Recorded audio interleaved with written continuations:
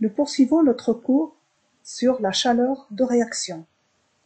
Dans cette présentation, nous allons établir la relation entre la quantité de chaleur échangée par le système réactionnel à pression constante QP et la quantité de chaleur échangée par le système réactionnel à volume constant QV. Rappelons tout d'abord l'expression de la variation de l'énergie interne au cours d'une transformation infinitésimale. D de U égale à delta Q moins P dV. Si le volume est constant, D de U sera égal à delta QV. Delta U égale à QV. De même, nous avons établi l'expression de la quantité de chaleur delta Q égale à D de U plus PV moins VdP, que l'on peut écrire sous la forme D de U égale à D de H moins VdP. Et si la pression est constante, on aura D de H égale à delta QP.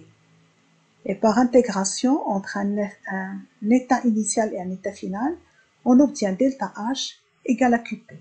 Ça veut dire que la variation de l'enthalpie du système réactionnel est égale à la quantité de chaleur échangée à pression constante.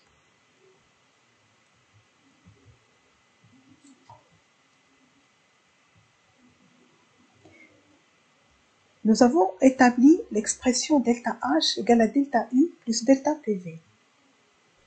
Et lorsqu'on a un système réactionnel qui contient des constituants à l'état gazeux, on peut appliquer la loi des gaz parfaits pour les constituants gazeux.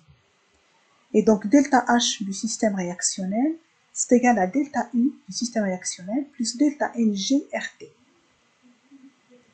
Et nous savons qu'une réaction se déroule à une température T donnée. Donc la température est constante pour une réaction chimique.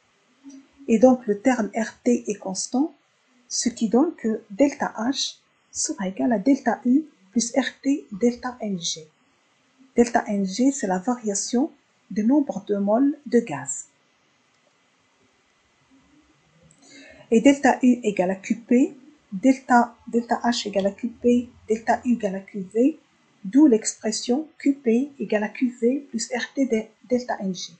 C'est-à-dire que pour un système réactionnel, la chaleur échangée à pression constante sera égale à la chaleur échangée à volume constant plus le terme RT delta NG.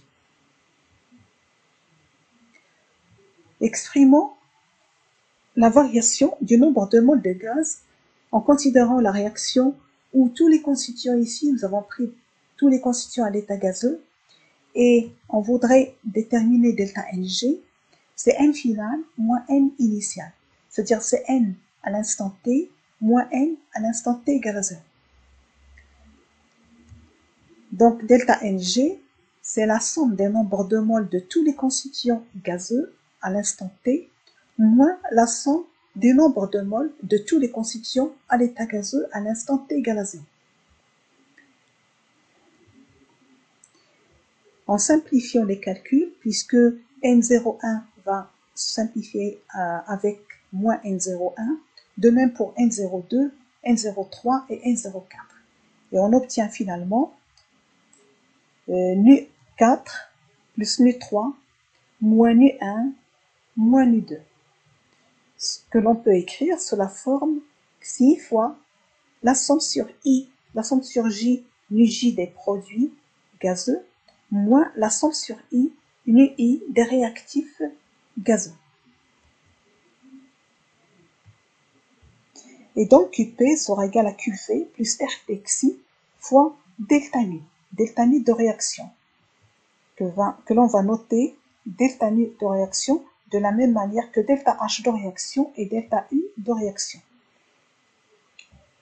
Et donc en remplaçant dans cette expression et en simplifiant par l'avancement, donc on aura delta H de réaction, c'est égal à delta U de réaction plus delta nu de réaction pour les constituants gazeux multiplié par RT.